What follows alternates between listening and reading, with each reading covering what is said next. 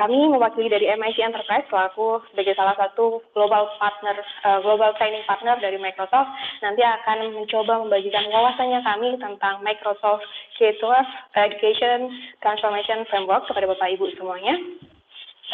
Kemudian Bapak Ibu, pada kesempatan kali ini nanti webinarnya akan berjalan kurang lebih selama 1,5 jam ke depan dan akan dibagi menjadi beberapa sesi, di mana sesi pertama adalah sesi sambutan, kemudian sesi kedua adalah sesi pemaparan materi, kemudian sesi ketiga adalah sesi praktik atau demo, dan yang sesi terakhir adalah sesi tanya jawab sekaligus pemberian umpan balik dan istilahnya atau melakukan 2 aktivitas tambahan yang telah disebutkan tadi. Ya, Bapak Ibu, seperti yang tadi saya sampaikan bahwa nanti di akhir sesi Bapak Ibu dimohon untuk melakukan 2 aktivitas tambahan, yakni Bapak Ibu dimohon untuk dapat melakukan redeem code, kodenya sudah tampil di layar, seperti yang Bapak Ibu lihat, mungkin Bapak Ibu bisa di-capture terlebih dahulu sehingga nanti dapat melakukan 2 aktivitas tambahan ini dengan mudah.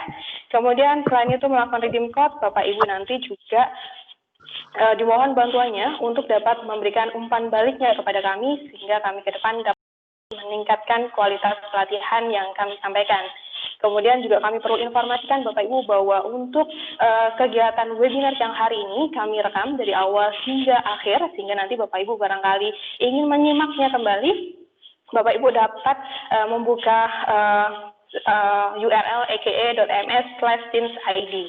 Baik Bapak Ibu, mungkin untuk menyingkat waktu, langsung saja saya persilahkan kepada Mas David untuk memberikan sambutan pada kegiatan webinar siang hari ini. Silakan Mas David. Selamat siang Bapak dan Ibu, terima kasih banyak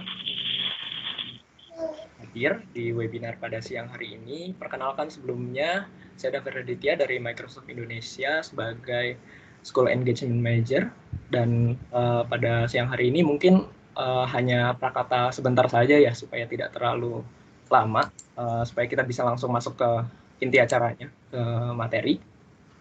Mungkin seperti yang sempat saya mention di webinar sebelumnya bahwa nantinya ketika kita mau membicarakan transformasi pendidikan gitu ya.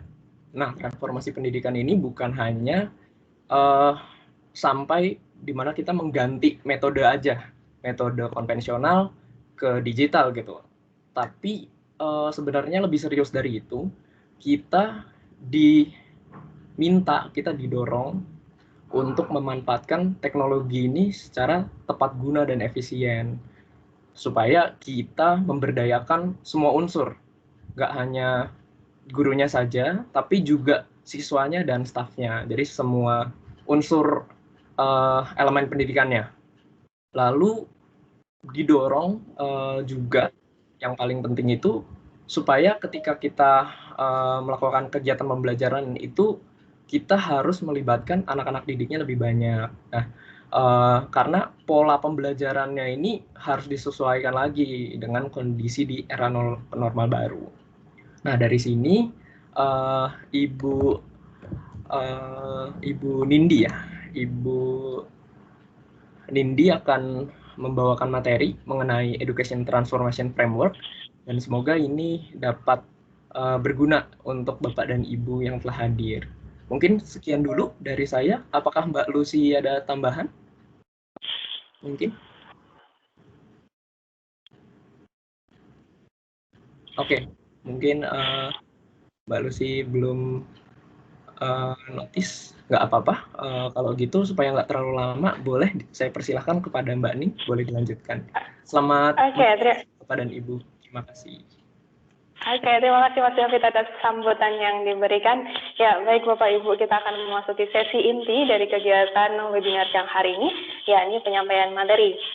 Di mana penyampaian materi ini nanti akan disampaikan oleh rekan saya, yakni Mbak Nindi Kusuma. Mungkin Mbak Nindi bisa mulai di share screen-nya saja terlebih dahulu untuk nanti selanjutnya bisa mulai menyampaikan materi pada siang hari ini.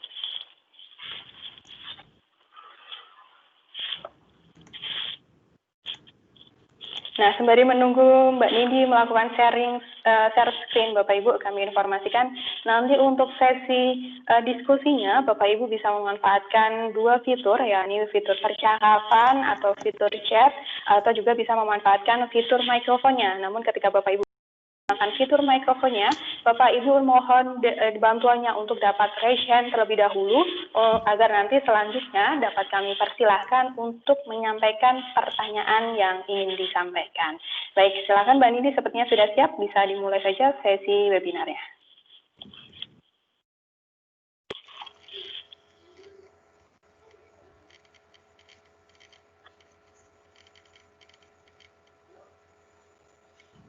Oke. Maaf, tadi ternyata mikrofon saya masih mute. Selamat siang Bapak Ibu sekalian. Apakah suara saya terdengar ya? Dengar, Bu. Siap. Baik. Ya, terdengar, Bu. Lanjut. Baik, terima kasih sekali hari ini sudah hadir Bapak Ibu sekalian. Saya Nindi Kusuma dari MIC Enterprise. Hari ini saya diamanahi untuk menyampaikan tentang Education Transformation Framework seperti itu. Nah, Education Transformation Framework tadi sudah sempat dijelaskan oleh Pak David bahwa sebetulnya ini tidak hanya tentang kita ingin mentransformasi education atau pendidikan kita ini ke arah teknologi atau semacam itu, tapi lebih ke kita hari ini akan membahas kenapa transformasi dalam pendidikan itu penting, seperti itu. Nah, tujuan dari webinar hari ini, yang pertama adalah memahami unsur-unsur pembentuk dari Education Transformation Framework. Jadi kerangka transformasi pendidikan itu sebetulnya kita harus menggagas apa saja, kita harus peduli pada poin apa saja. Kemudian selanjutnya kita akan membahas tentang strategi-strategi penerapan yang mungkin sudah pernah diimplementasikan oleh pihak-pihak lain seperti itu. Dan yang ketiga ada demo teknologi implementasi. Ini nanti saya akan istilahnya memperlihatkan beberapa hal yang mungkin bisa menambah inspirasi Bapak Ibu sekalian. Seperti itu. Jadi maaf, ini ada mikrofon yang masih masuk ya. Ini sepertinya oke. Jadi yang pertama adalah pertanyaannya, apa saja hal penting dalam transformasi sistem pendidikan kita? Perlu diingat bahwa ketika kita mentransformasi dengan suatu framework gitu, yang akan kita bahas hari ini, kerangka kerja atau framework itu adalah untuk semuanya. Kita tidak hanya membahas tentang siswanya, kita tidak hanya membahas tentang pemangku kepentingannya, maksud saya decision maker atau pembuat keputusan, para pemimpinnya, tidak juga tentang staff IT-nya, tapi semuanya harus dipikirkan, semuanya harus dipertimbangkan dalam sisi, dalam hal transformasi digital, transformasi pendidikan kita. Nah, ada 3 hal yang istilahnya bisa diingat begitu. Yang pertama arahkan, yang kedua bayangkan, yang ketiga kembangkan. Artinya apa? Arahkan di sini gambarnya ini sebenarnya sudah representatif seperti catur gitu ya. Kita tahu begitu banyak hal yang bisa kita lakukan ketika kita ingin mentransformasi pendidikan di Indonesia atau di tempat Bapak Ibu.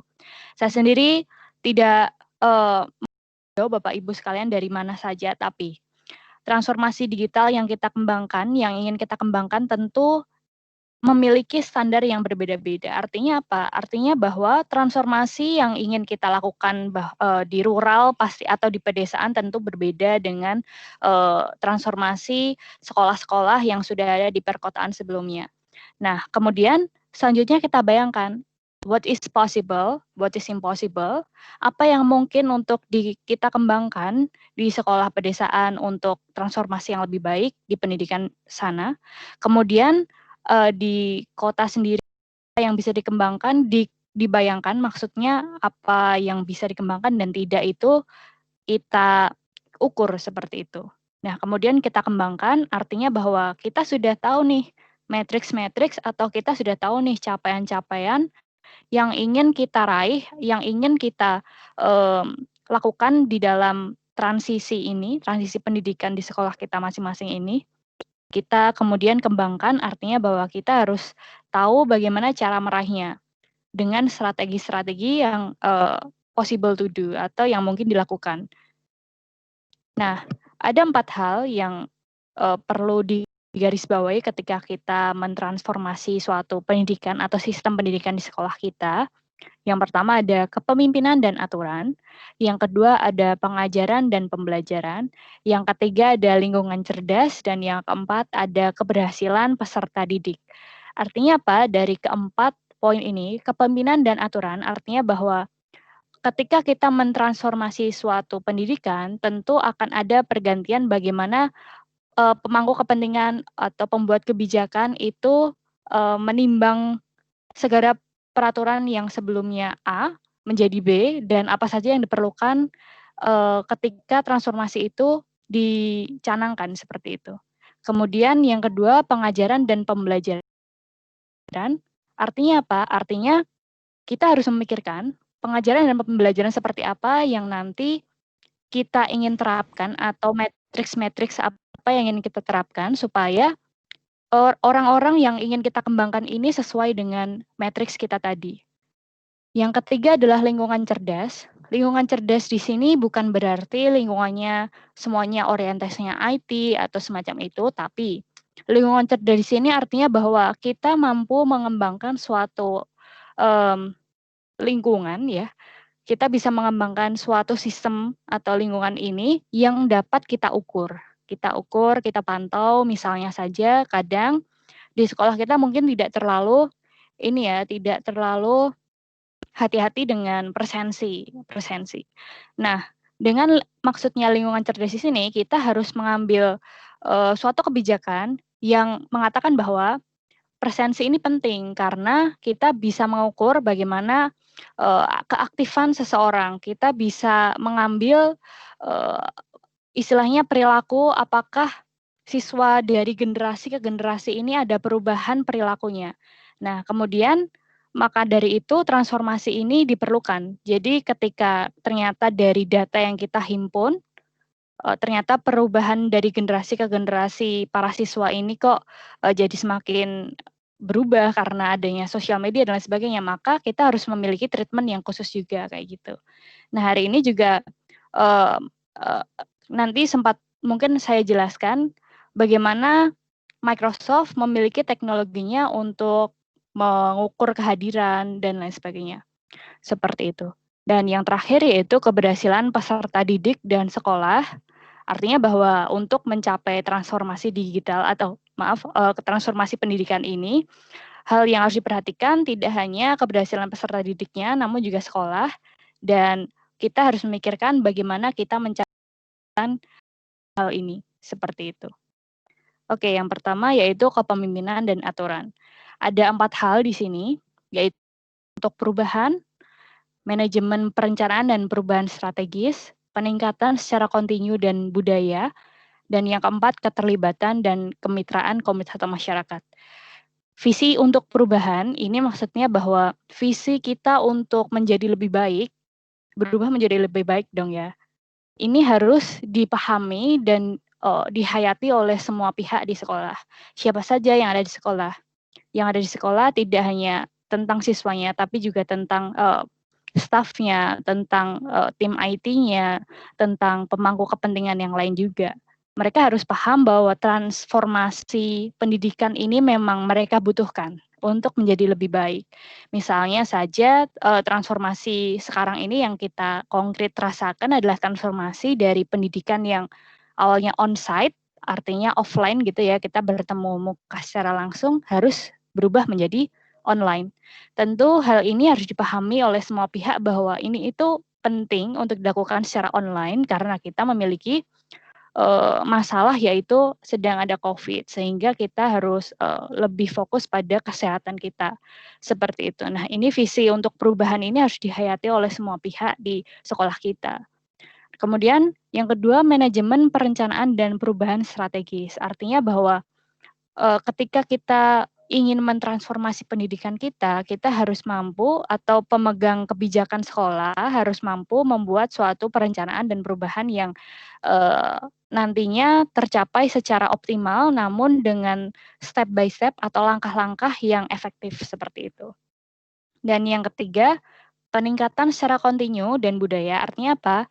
Artinya bahwa setiap ada progres, setiap adanya kita kan punya matriks ya keberhasilan bahwa ketika transformasi digital di akhir tahun nanti itu siswa-siswi sudah keaktifan menggunakan misalnya Microsoft Teams itu sudah 80%. Maka selama menuju 12 bulan itu setiap bulannya terukur keaktifan mereka itu bagaimana. Nah, itu kalau ternyata bulan pertama kok masih 20%, berarti artinya tim dari sekolah ini harus punya program-program yang membantu peningkatan. Misalnya saja ada kompetisi online. Misalnya, karena kan biasanya kalau di sekolah itu ada ini ya, setiap ada perubahan semester ada kelas meeting biasanya, ada event bersama. Nah, ini biasanya pada bingung nih kalau seperti ini itu gimana caranya mengadakan event yang menjalin hubungan atau kerjasama kelompok itu ada lagi. Nah, mungkin caranya seperti itu salah satunya. Nah, kemudian budaya ini maksudnya budaya kita yang awalnya itu budaya yang baik ya, budaya yang baik yang awalnya itu hanya diterapkan secara offline saja, itu bisa diimplementasikan secara online juga.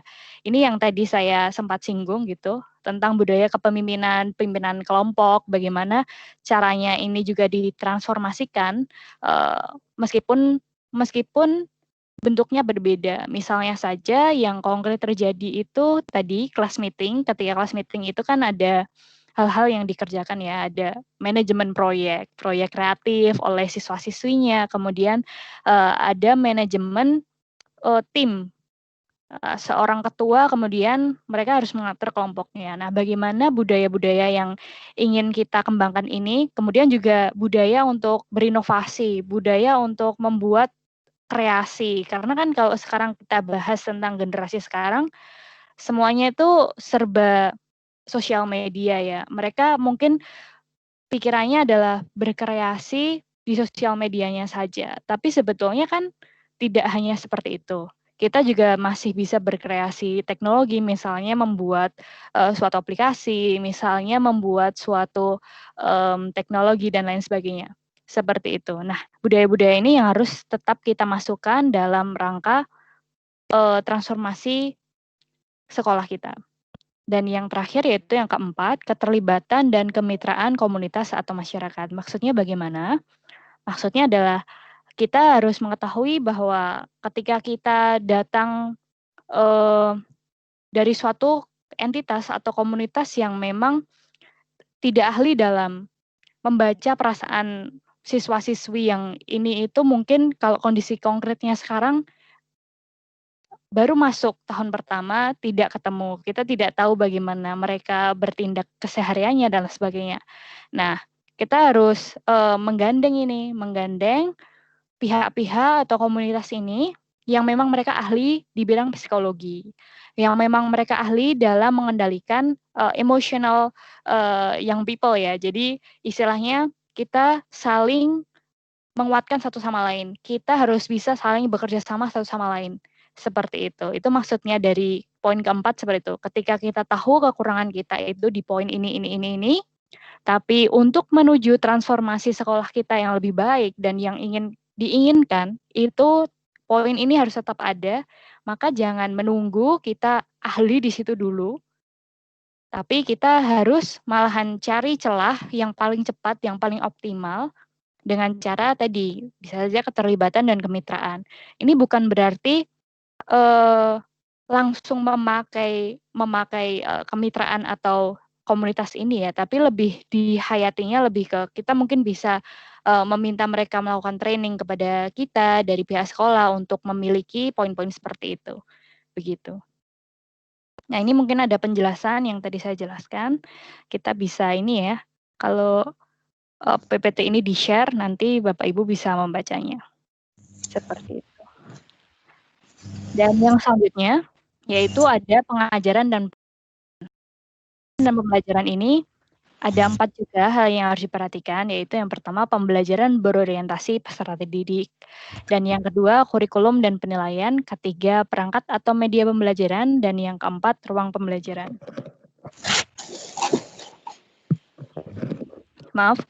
Yang pertama yaitu pembelajaran berorientasi peserta didik.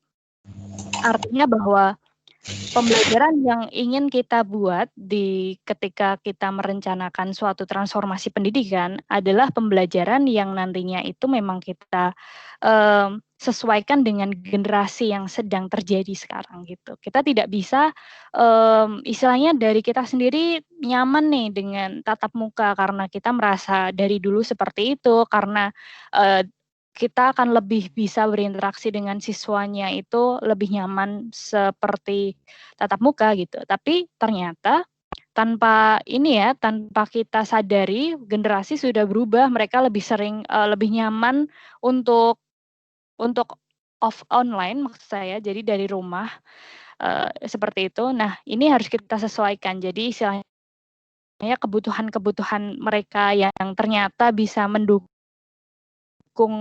produktivitas mereka ini harus kita dukung gitu. Nah, hal-hal menjadi minusnya ya ketika terjadi perubahan seperti itu. Nah, minus-minus ini nanti yang juga kita handle dengan perubahan-perubahan tema pembelajaran mungkin ya.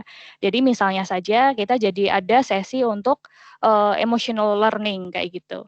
Jadi itu adalah sesi untuk teman-teman siswa-siswi supaya mengenal emosi mereka sendiri, dan kemudian kita membentuk tim untuk handling the emotion, karena kalau kita bicara tentang kondisi sekarang semuanya pasti jadi kekurangan interaksi satu sama lain ya, kayak gitu. Jadi banyak yang stres dan lain sebagainya. Tentu kita sebagai tim pendidik gitu, sebagai entitas sekolah yang sebenarnya menyediakan ruang juga untuk berinteraksi, kita harus bisa menghandle situasi itu. Mungkin dengan menyediakan tempat online ya, tempat online untuk mereka itu tetap bisa berinteraksi seperti offline. Contohnya konkretnya adalah tim debat. Tim debat ini kan paling asik itu ketika mereka satu sama lain berhadapan, kemudian mereka mengutarakan isi pikirannya ya. Tapi ketika online seperti ini, apa yang harus mereka lakukan gitu. Nah, kita harus sebagai ini ya, navigator, kalau bisa saya sebut, navigator dari transformasi pendidikan ini, kita harus sudah menyiapkan cara gimana caranya mereka masih bisa berargumen, tapi dengan online begitu. Dan dengan kalau bisa perasaan atau experience-nya ketika mereka berhadapan tatap muka itu tetap ada. Nah, kalau sekarang ini pakainya itu Microsoft Teams dengan channel-channel seperti itu. Nanti saya tunjukkan juga. Kedua adalah kurikulum dan penilaian. Kurikulum dan penilaian ini maksudnya perubahan kurikulum itu harus mengikuti perubahan yang terjadi di sekarang tadi. Misalnya saja kalau kita ingin membentuk siswa-siswi ini itu berorientasi industri gitu ya misalnya, contohnya kayak SMK kayak gitu. Industri sedang butuh apa nih di sisi security atau yang lain sebagainya. Berarti artinya mereka harus punya matriks untuk setiap siswa-siswinya nanti mereka perlu memiliki keahlian atau sertifikasi ABCD seperti itu, dan penilaiannya pun juga berubah. Maksudnya tadi mereka punya benchmark atau mereka punya penilaian yang berbeda daripada sebelum adanya transformasi. Dan yang ketiga yaitu perangkat atau media pembelajaran. Artinya bahwa ketika kita menginginkan transformasi pendidikan, kita tentu transformasi bagaimana kita men-treatment siswa-siswi kita nanti. Kita men-treatment staff-staff kita nanti. Kita men-treatment segala stakeholder atau segala pemangku kepentingan di sekolah gitu. Karena kalau kita bicara tentang misalnya transformasi pendidikan digital gitu ya, pendidikan digital. Kita memang mencanangkan siswa-siswi ini bertemu secara online, classroom sehari-hari atau kelas sehari-hari itu juga online begitu. Artinya bahwa kita juga harus mencanangkan bagaimana pengukuran atensi atau bagaimana pengukuran perilaku, bagaimana pengukuran mereka kehadirannya itu dipahami oleh guru-guru dipahami oleh kepala sekolah dan lain sebagainya. Seperti itu. Dan ketika tadi saya sempat menyinggung tentang ekstrakurikuler, nah kita juga harus memikirkan bagaimana media atau perangkat kita nanti bisa menjembatani ini gitu. Karena itu adalah salah satu kegiatan di sekolah yang memang terbentuk untuk mensupport soft skill mereka. Seperti itu.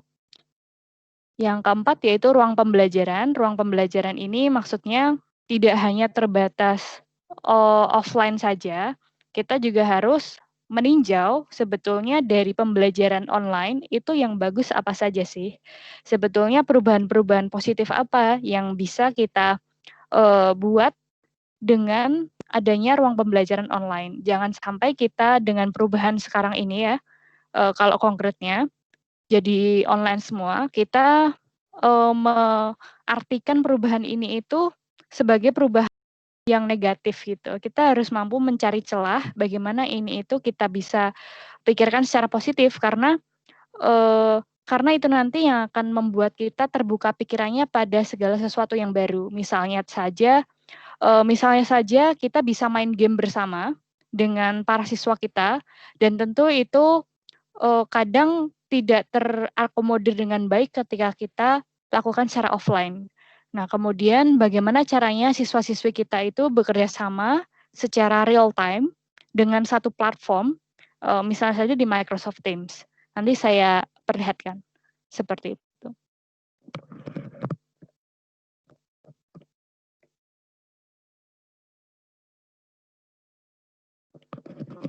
Kemudian yang ketiga ada lingkungan cerdas. Lingkungan cerdas di sini maksudnya bukan lingkungan yang hanya tentang digital-digital saja. Namun lingkungan yang sebetulnya mampu menyadari kebutuhan dari transformasi sekolah kita sendiri. Ada 4 hal lagi, yaitu ada pembelajaran campuran, kedua keselamatan, keamanan, dan privasi, ketiga optimal dan berkelanjutan, keempat analitik dan kecerdasan buatan yang maju. Yang pertama, pembelajaran campuran. Maksudnya bagaimana? Pembelajaran ini adalah pembelajaran gabungan antara online dan offline.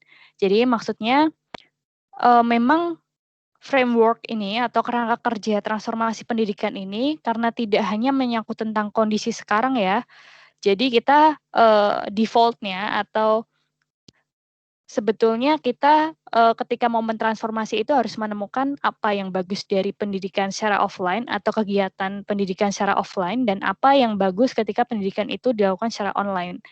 Nah, memang kalau kita belajar kondisinya yang sekarang, kita dituntut untuk berpikir bahwa pendidikan secara online ini memang harus yang dijadikan utama karena memang kondisinya sedang seperti ini, kita tidak bisa mempertimbangkan pengajaran secara offline karena membahayakan atau berisiko pada kesehatan seperti itu. Tapi poin pertama ini maksudnya seperti itu. Jadi ketika mungkin COVID sudah berakhir seperti itu, ketika kita mau mentransformasi pendidikan kita lagi, hal yang perlu dilakukan adalah kita mempertimbangkan apa yang bagus dari pelaksanaan kegiatan secara offline-nya, apa yang bagus dari pelaksanaan kegiatan secara online-nya, sehingga ini nanti kita bisa bentuk suatu kurikulum yang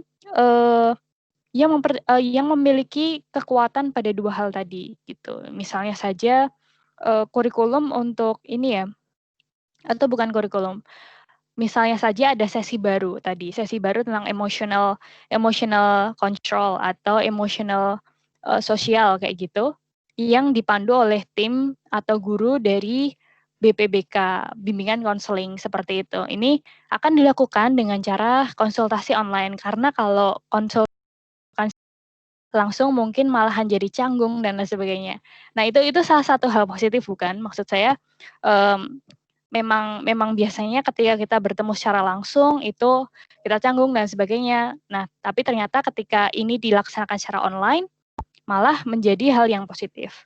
Nah, hal-hal seperti ini yang bisa kita lakukan, hal-hal seperti ini yang bisa kita terapkan di transformasi pendidikan yang lebih baik. Kemudian yang kedua, keselamatan, keamanan, dan privasi. Maksudnya apa? Maksudnya adalah transformasi digital kita, transformasi pendidikan yang ingin kita buat, itu adalah transformasi yang juga berpikir atau berorientasi bagaimana siswa-siswi kita nanti itu tidak dibahayakan mungkin dari segi data atau mungkin dari segi keselamatan dari ini ya, mungkin kesehatan dan sebagainya, seperti itu. Dan yang ketiga, eksekusi yang optimal dan berkelanjutan. Eksekusi yang optimal dan berkelanjutan artinya bahwa ketika kita ingin melaksanakan transformasi digital ini, kita harus memikirkan bahwa eksekusi atau penerapan langkah demi langkah transformasi kita supaya 12 bulan di akhir nanti sesuai dengan matriks kita adalah eksekusi yang sudah efektif, eksekusi yang terukur, eksekusi yang tidak hanya langsung jalan aja, karena itu nanti membuat ketidaksinkronan semua pihak ketika terjadi seperti itu. Dan kita harus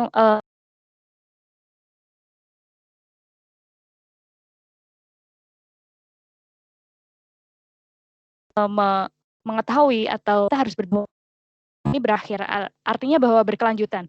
Transformasi ini akan terus berlanjut dengan cara ABCD. Tahun pertama ini matriks kita seperti ini, tahun kedua matriks kita seperti ini, tahun ketiga matriks kita seperti ini, sehingga step by step-nya, program-programnya, semuanya jadi punya goals gitu. Mereka, maksud saya, step by step-nya itu punya tujuan setiap tahunnya, setiap waktunya, seperti itu. Dan yang keempat yaitu analitik dan kecerdasan buatan yang maju. Artinya di sini hubungannya dengan teknologi ya. Jadi di sini analitik dan kecerdasan buatan yang maju itu berhubungan dengan bagaimana kita mengukur capaian kita secara otomatis. Bagaimana kita mengukur capaian kita dengan mudah, dengan efektif, dan itu bisa dilakukan dengan teknologi yang kita punya, seperti itu.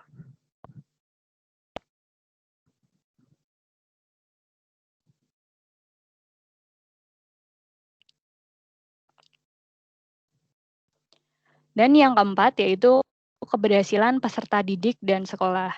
Nah, tadi sudah sempat saya bahas bahwa ketika kita bicara tentang transformasi pendidikan, kita tidak hanya berbicara tentang bagaimana mencetak peserta didik yang nanti unggul sesuai dengan generasi, tapi kita juga harus berpikir bahwa orang-orang yang ada di sekolah itu juga ikut berhasil. Orang-orang di dalam sekolah, semua pemangku kepentingan sekolah juga ikut berkembang seberkembang peserta didiknya, seperti itu. Karena itu berbanding lurus begitu, bukan berbanding satu pihak saja. Harus peserta didiknya bagus, tapi orang-orang di sekolahnya secara teknologi tidak mengetahui dengan baik. Tentu kita tidak ingin adanya transformasi yang tendensinya hanya satu pihak saja. Nah, yang pertama ada pengembangan tim pendidik, pimpinan, dan IT. Artinya apa? Ini berhubungan dengan kompetensi yang harus dimiliki stakeholder di sekolah kita, seperti itu. Jadi tim pendidiknya diberikan pelatihan, misalnya saja Microsoft Teams, diberikan pelatihan dalam rangka untuk manajemen file secara online seperti apa, supaya aman, supaya tidak bisa di-download. Misalnya kan ada pengamanan seperti itu ya kalau di Microsoft ya. Jadi misalnya tidak bisa di-download, misalnya saja yang lain, expired-nya itu tanggal sekian, supaya setelah itu tidak bisa diakses lagi. Nah, pelatihan-pelatihan seperti ini yang mungkin akan sangat berguna bagi manajemen dari sekolah.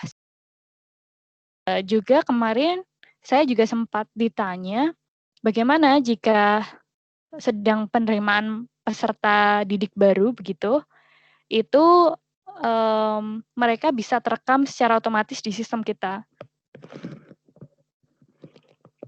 Oke, maaf. Bisa terekam secara otomatis di sistem kita tanpa mereka harus mengumpulkan file-file berkasnya.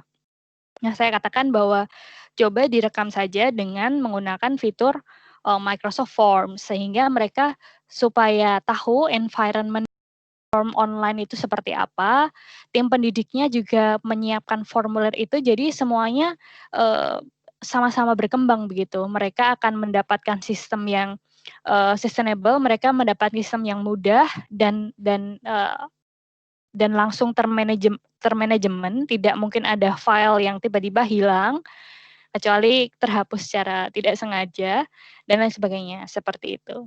Kemudian pimpinan tadi aturan strategi yang ingin dicapai itu sudah ada, dan bagaimana cara meraih matriks keberhasilan tadi. Pimpinan-pimpinan sekolah harus mampu membuat program-program yang mampu untuk mencapainya. Misalnya saja tadi ada program-program tambahan seperti emotional social class atau innovation class, supaya teman-teman di generasi sekarang itu lebih tercerahkan. Mereka itu potensinya apa sih? Mereka itu bisa kerja apa sih? Mereka itu sebetulnya temannya siapa aja sih? Apakah ada orang-orang yang memang satu frekuensi dengan mereka? Apakah memang hobi mereka itu tersalurkan dengan baik? Harus dipikirkan seperti itu. Kemudian tim IT tentunya adalah tim yang memanajemen pengaplikasian teknologi di sekolah ya. Tidak berarti semua teknologi yang misalnya di Microsoft ini punya gitu ya. Ada 20 lebih aplikasi yang ada. Nah, tim IT di sini itu akan memetakan gitu. Karena tadi kan kita sudah sempat bahas sekolah di pedesaan tidak mungkin matriksnya dengan sekolah di kota, kecuali memang mereka punya waktu yang cukup padat ya kayak gitu. Berarti artinya tim IT ini nanti akan menyesuaikan kebutuhan aplikasi-aplikasinya seperti apa, supaya nanti budgetnya juga lebih reasonable kayak gitu, bisa terukur. Yang kedua, kemampuan kesiapan masa depan. Artinya bahwa transformasi digital yang ingin kita transformasi pendidikan yang ingin kita lakukan harus berorientasi pada masa depan. Kalau bisa saya bilang, di masa depan kan sudah ada prediksinya akan butuh apa saja, akan butuh orang-orang seperti apa. Maka kita juga harus memastikan bahwa transformasi pendidikan yang kita lakukan itu sudah memenuhi atau program-programnya itu sudah bisa, atau mata pelajarannya itu sudah memenuhi sudah sesuai dengan apa yang dibutuhkan siswa-siswi kita di masa depan. Apa yang dibutuhkan oleh staf-staf kita supaya bisa berkolaborasi atau supaya bisa catch up dengan teknologi yang akan datang. Kita kan tidak pernah tahu ya kalau ternyata setelah itu misalnya dari kementerian punya program untuk pengaplikasian aplikasi A, B, C. Nah, kita harus menyiapkan tim pendidik kita atau tim IT kita, pimpinan sekolah kita itu bisa menghandle-nya, mengerti bahwa konteksnya ini penting. Jangan sampai ketika diberi suatu sistem yang bagus, kita malahan nggak ngerti karena kita memang belum pernah dapat pelatihan itu, kita belum pernah tahu manfaat dari ABCD ini, seperti itu. Jadi malahan denial what is good, seperti itu. Kemudian yang ketiga, pembelajaran sosial emosional. Ini seperti harfiahnya ya, sosial dan emosional, bahwa memang ketika kita bicara tentang transformasi pendidikan di era sekarang, kita harus menambahkan poin sosial emosional ini supaya orang-orang yang terbentuk, siswa-siswi kita nanti yang terbentuk, itu mampu menyadari mereka harus mampu mengetahui empati, bagaimana cara membentuk empati mereka dengan orang lain, bagaimana cara berkolaborasi dengan orang lain, bagaimana cara memimpin orang lain. Ini hal-hal yang soft skill yang sebetulnya sangat penting, namun kadang tidak dimasukkan dalam kurikulum kita. Nah, karena itu transformasi pendidikan selayaknya ya seharusnya memasukkan ini, karena ini berorientasinya pada kesiapan mereka di masa depan tadi, seperti itu. Dan yang keempat yaitu ekuitas, inklusi, dan aksesibilitas. Maksudnya bahwa aturan-aturan kita harus mampu untuk aturan-aturan atau program-program yang akan kita lakukan di masa transformasi, masa transisi ini harus mampu selaras atau mampu menjembatani semua orang yang ada di sekolah kita. Jangan sampai ini hanya misalnya saja kita mencanangkan online learning gitu ya, full online learning, tapi dari sekolah sendiri tidak ada solusi bagaimana semua orang bisa atau semua siswa di sekolah itu mampu mengaksesnya, kayak gitu. Jadi itu adalah salah satu hal yang harus diperhatikan atau salah satu hal yang harus ini ya pertimbangkan oleh tim pendidik, tim pimpinan, decision maker itu hubungannya dengan tadi, hubungannya dengan aturan-aturan, matriks-matriks kesiapan, matriks pencapaian, dan program-program yang ingin dilakukan seperti apa.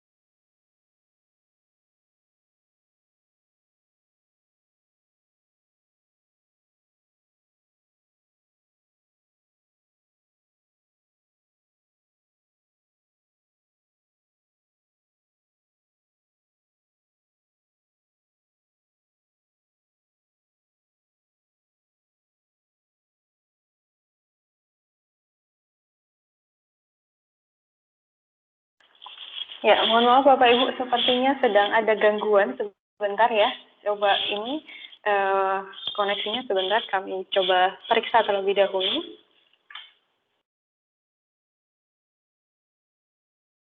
Ya, Mbak Nindi, apakah mendengar suara saya, Mbak Nindi? Oke, sebentar. Dengar. Oke, coba saya konfirm terlebih dahulu ke Mbak Nindi. Mohon ditunggu sebentar ya Bapak Ibu atas kendala teknisnya, mohon maaf.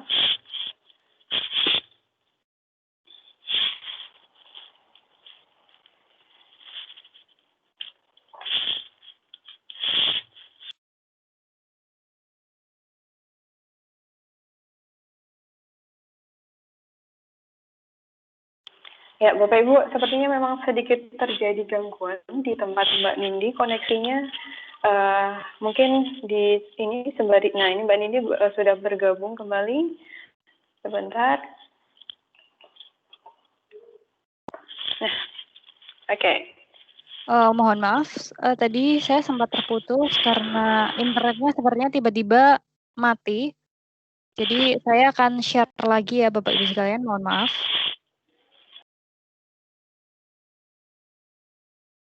Sudah terlihat lagi ya kalau sekarang? Sudah Mbak Nindi. Oke. Tadi saya keputusnya sampai bagian apa ya?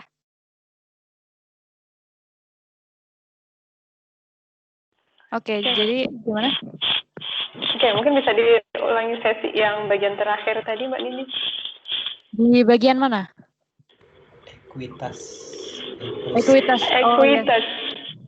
Oke, jadi untuk ekuitas, inklusi, dan aksesibilitas ini sebetulnya hubungannya adalah nanti kita menyesuaikan kira-kira tuh di tempat kita apakah sering menerima siswa-siswi yang berasal dari berbagai kalangan gitu. Kita harus memastikan bahwa mereka itu semuanya diterima dengan sistem yang akan kita terapkan. Mereka semuanya itu bisa menggunakan sistem yang kita terapkan. Nah, ini nanti yang bisa kita pertimbangkan di aturan-aturan, program-program, teknologi yang mau kita terapkan seperti itu. Nanti kita coba ulik di teknologinya yang akan kita gunakan ya. Seperti itu. Oke. Ini salah satu tambahan itu dikembangkan kemampuan siswa untuk mengelola emosi, menetapkan dan mencapai tujuan, merasakan dan menunjukkan empati kepada orang lain, menjalin dan memelihara hubungan, membuat keputusan yang bertanggung jawab. Ini hubungannya dengan kita harus bisa membaca siswa-siswi kita nanti itu apakah siswa-siswi yang memang membutuhkan treatment khusus untuk bisa bersaing dengan bersaingin di masa depan seperti itu. Kemudian tentu ini hubungannya dengan soft skill sebetulnya, soft skill, emotional healthiness seperti itu. Dan yang selanjutnya itu dampak transformasi. Jadi ini merupakan framework tadi itu adalah framework yang sudah diterapkan di lebih dari 50 negara, dari Finlandia hingga Afrika Selatan. Nah, sebetulnya juga dari Indonesia sendiri sudah ini ya diimplementasikan ya. Namun mungkin belum pernah datanya itu belum muncul secara konkret begitu. Jadi kalau kita mengacu dari apa yang sudah diterapkan oleh salah satu negara yang paling maju pendidikannya atau sekarang ini nomor 1 ya pendidikannya itu, framework tadi itu sudah diimplementasikan. Jadi mereka itu cara berpikirnya seperti itu, apa yang dibutuhkan siswanya, kemudian lalu teknologi seperti apa yang dibutuhkan, dibarengi dengan lalu pendidik-pendidiknya harus bisa apa saja supaya siswa-siswinya itu tidak bosan misalnya, supaya siswa-siswinya memang merasa bahwa mereka itu bisa bertanya kepada pendidik-pendidiknya, ataupun jika pendidiknya itu juga ikut ini ya, sama-sama belajar gitu, mereka itu punya portal sendiri untuk membahas diskusi, kemudian sumber-sumber pembelajaran itu dari mana, seperti itu mereka siapkan. Kemudian yang pertama, siswa-siswi ini dampaknya ya, siswa-siswi menjadi lebih terikat atau lebih merasa dilibatkan secara mendalam pada pengukuran pembelajaran mereka. Jadi sebetulnya ini hubungannya adalah dengan cara kita menilai perkembangan mereka. Jadi ada matriks apa saja, penilaian siswa-siswi apa saja yang harus kita libatkan. Jangan-jangan kita men-set ini nilai minimum dari mata pelajaran kita itu misalnya saja 70. Kenapa 70? Kemudian apakah kira-kira 70 ini tuh memberatkan siswa-siswinya atau memang 70 ini kita punya dasarnya seperti itu. Kemudian kita juga bisa menambahkan misalnya saja pembelajaran emosional tadi. Itu kita nilai juga, kita ingin mengetahui apakah siswa-siswi itu bisa untuk membuat keputusan berdasarkan hal-hal yang ini ya, entahlah di pemutusan kebijakan itu apa saja yang harus dipertimbangkan, kemudian bagaimana mereka itu berhubungan dengan teman satu sama lain. Kita ukur seperti itu dengan suatu program tertentu, maksud saya program itu ini ya, dengan suatu skema tertentu, entah kita mau buatkan itu sebuah diskusi, kita pengen tahu bagaimana mereka mengutarakan cara mereka berpikir dan sebagainya, itu tergantung dari program masing-masing sekolah. Kemudian yang kedua, classroom that inspire learning. Artinya bahwa kita harusnya mendesain kelas kita itu untuk berpikir menarik dari sisi pembelajaran. Maksud saya adalah jangan sampai dengan desain kelas kita yang sedemikian rupa, kita sudah susah-susah untuk membuat suatu rencana strategis transformasi digital, tapi ternyata classroom atau kelas ini tuh ditanggapi membosankan oleh pihak-pihak yang lain. Nah, ini tadi pasti di bagian awal, cara pandang siswa itu tidak dimasukkan dalam rangka pemutusan transformasi pendidikan gitu. Jadi kan di transformasi pendidikan tadi kan harusnya pandangan-pandangan, karakter-karakter siswa itu juga harus dipertimbangkan ya untuk membuat suatu transformasi dan matriks tadi. Tapi ternyata mungkin kita tidak mempertimbangkannya sehingga kelasnya dirasa membosankan, kelasnya dirasa tidak sesuai dengan zaman dan lain sebagainya. Nah, ini poin kedua yaitu classroom that inspire learning, itu artinya bahwa kelas ini perlu didesain supaya mereka itu merasa bahwa kelas ini mampu menjembatani ide-ide mereka. Mereka dapat disupport dari segala lini. Mereka ingin mengembangkan tentang IT atau mereka ingin mengembangkan mereka ingin mengadakan interaksi dengan teman-teman yang lain itu punya portalnya sendiri-sendiri. Dan kita memfasilitasi. Seperti itu. Yang ketiga itu guru-gurunya terlatih, kemudian dibekali dengan baik, dan juga sukses. Dari segi ini ya, dari segi kita ingin guru-guru atau pendidik ini tuh seperti apa, mereka harus didukung secara ini dong, dari segi pelatihannya, dari segi fasilitasnya, kita harus dukung. Jadi kalau kita bicara tentang kelas online gitu, kita harus menyediakan mereka itu pelatihan penggunaan kelas online-nya seperti apa, bagaimana cara mereka itu memberikan tugas, bagaimana cara mereka itu mengumpulkan tugasnya, bagaimana memberikan feedback yang baik kepada siswa-siswinya, bagaimana memberikan resource, sumber-sumber pembelajaran bagi siswa-siswinya, supaya mereka itu tidak hanya terpaku pada guru-gurunya. Jadi maksudnya adalah mereka punya keleluasaan untuk bereksplorasi materi, tapi guru-guru juga harus memberikan referensi, istilahnya seperti itu. Yang keempat adalah personalized and enjoyable learning, artinya bahwa pembelajaran ini harus disesuaikan dengan orang-orangnya. Mungkin dengan beberapa fasilitas yang nanti coba saya demokan, itu kita bisa mentreatment siswa-siswi kita itu secara personal ya, seperti secara personal atau mungkin lebih ke dari sudut pandang siswa-siswinya. Ketika mereka membutuhkan suatu metode A, mereka bisa menggunakannya tanpa harus berkoordinasi dengan gurunya mungkin. Jadi mereka istilahnya membuat personalized room gitu untuk mereka sendiri bereksplorasi. Dan itu didukung dengan teknologi yang kita sediakan dari sekolah, seperti itu. Yang kelima, yaitu education unlimited by time or place.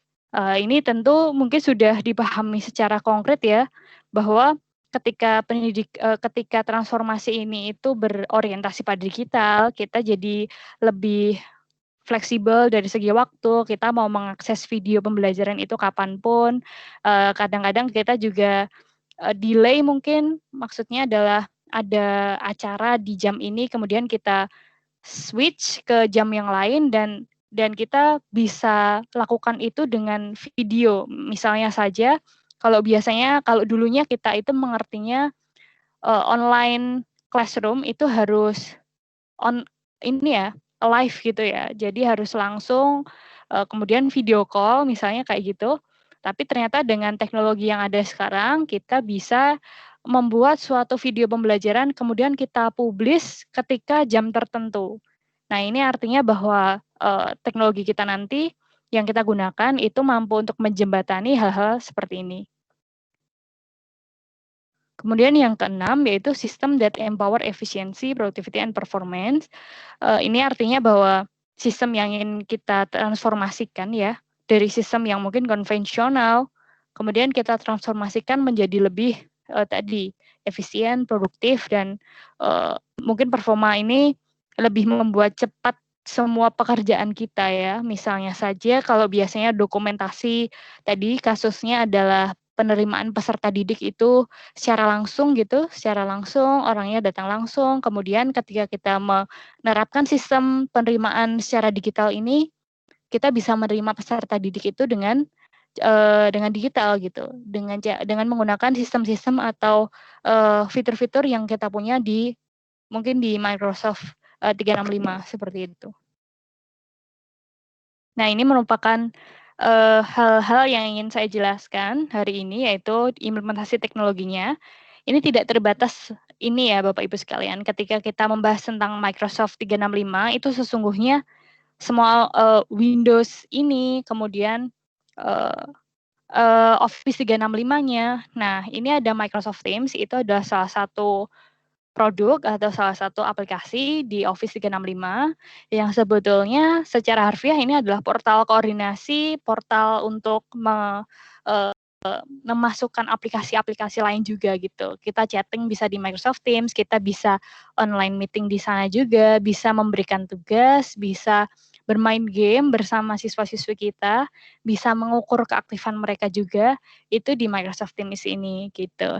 Jadi dari Microsoft Teams ini nanti kita coba membuat Meet, kemudian kita coba lihat bagaimana kita itu memberikan assignment atau tugas, kemudian bagaimana kita itu bermain sambil belajar, artinya di sini itu kita mungkin menggunakan aplikasi-aplikasi pihak ketiga gitu.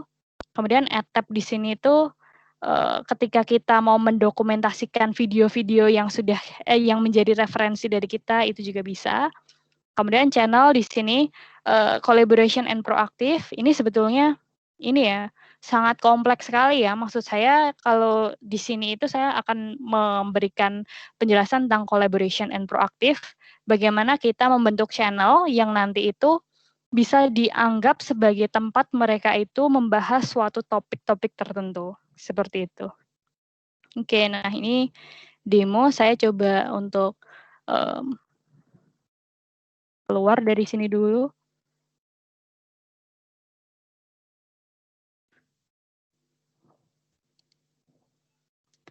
Oke.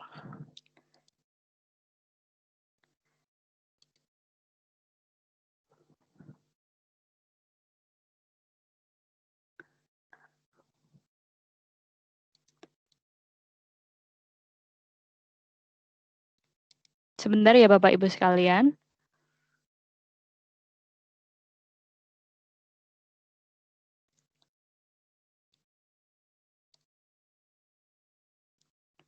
Sudah ter-share ya ini? Ter-share. Saya coba untuk jadi di sini saya sudah membuat sebuah kelas. Kalau Bapak Ibu sekalian masih belum pernah membuat kelas di Teams, nanti coba untuk mengklik ini ya, icon Teams ini kemudian membuat kelas begitu. Jadi di sini saya akan memperkenalkan environment-nya saja. Saya akan memperkenalkan mungkin fitur-fiturnya ya. Fitur-fiturnya di sini itu sebetulnya ada apa saja. Nah, di sini itu tadi kita yang pertama adalah untuk artinya Microsoft Teams ini sebagai portal untuk koordinasi. Kita bisa start new conversation, kita bisa membahas sesuatu topik di sini atau apapun dari kita pendidik ingin berkoordinasi dengan siswa-siswi kita itu bisa dari sini. Nah, kemudian di sini pun ada berbagai hal yang bisa kita lakukan ya. Misalnya saja dari form ini kita mau membuat polling dan lain sebagainya. Itu bisa. Jadi di sini kita membuat polling kapan main game-nya atau kapan kuisnya. Kapan kuisnya. Kita coba open ini ya, open discussion ya. Senin atau Selasa. Nah, ini open discussion seperti ini akan membuat kita itu lebih engage kepada siswa-siswi kita ketika masa seperti ini. Kita harus istilahnya ketika masa-masa sulit tidak bisa bertemu secara tatap muka, kita harus mampu orientasinya mungkin kalau boleh jujur lebih ke ini ya. Bagaimana kita membuat siswa-siswi kita itu menganggap bahwa kelas kita itu penting, lebih penting mungkin daripada sepertinya ini mikrofonnya Mbak Ning masih masuk deh. Oke. Saya akan back ke sini. Jadi di sini tadi saya sempat keputus ya bagian engagement. Mungkin lebih ke engagement, keterlibatan mereka itu dalam menentukan keputusan, kemudian mereka juga suaranya itu dianggap penting untuk menentukan program-program kelas kita. Nah, itu hal-hal yang perlu kita pertimbangkan ya ketika masa-masa online semua seperti ini. Jadi supaya kita itu juga mendengar bahwa oh kelas kita ini ternyata beda loh treatmentnya dengan kelas gabungan 2, misalnya begitu. Jadi kelas gabungan 1 ini kok treatmentnya ternyata lebih ke mereka lebih suka kuis daripada ujian, misalnya gitu ya, misalnya gitu. Atau treatmentnya kelas gabungan yang ini itu lebih suka kuisnya itu dilaksanakan setiap hari ini nih karena gini. Hal-hal seperti itu yang mungkin malah bisa kita sesuaikan. Dan kalau biasanya saya mendemokan ini ya, bagaimana kita itu membuat kuis dadakan menggunakan Microsoft.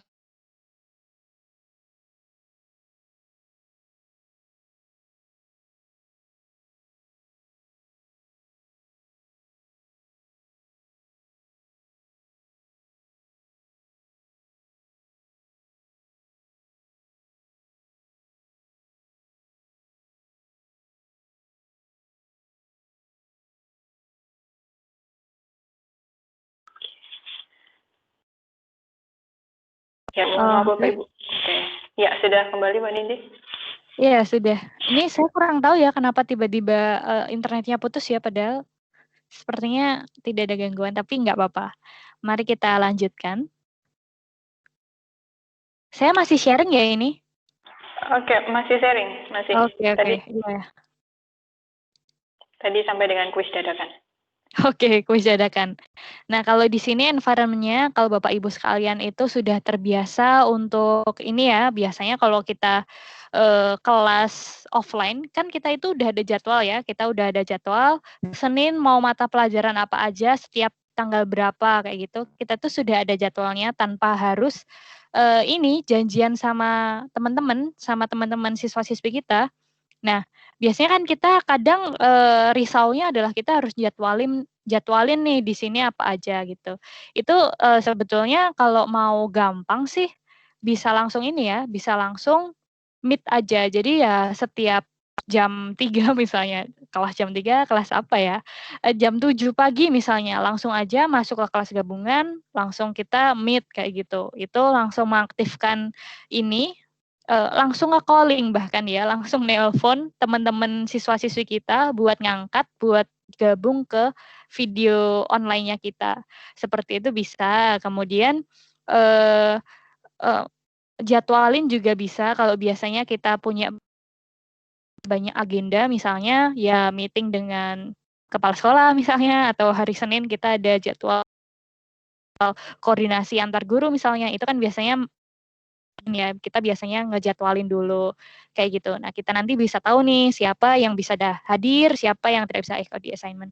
Nah, ini nanti kalau kita buat gitu, kita ada pilihan accept atau tolak atau mungkin optional ya mungkin bisa hadir atau mungkin tidak. Nah, kita kan bisa mengukur ya di Senin nanti ada jumlah yang bisa hadir berapa, ada jumlah yang tidak bisa hadir berapa. Nah, itu adalah salah satu hal yang bisa kita ukur dengan baik gitu. Dengan baik kita nanti jadi punya grafik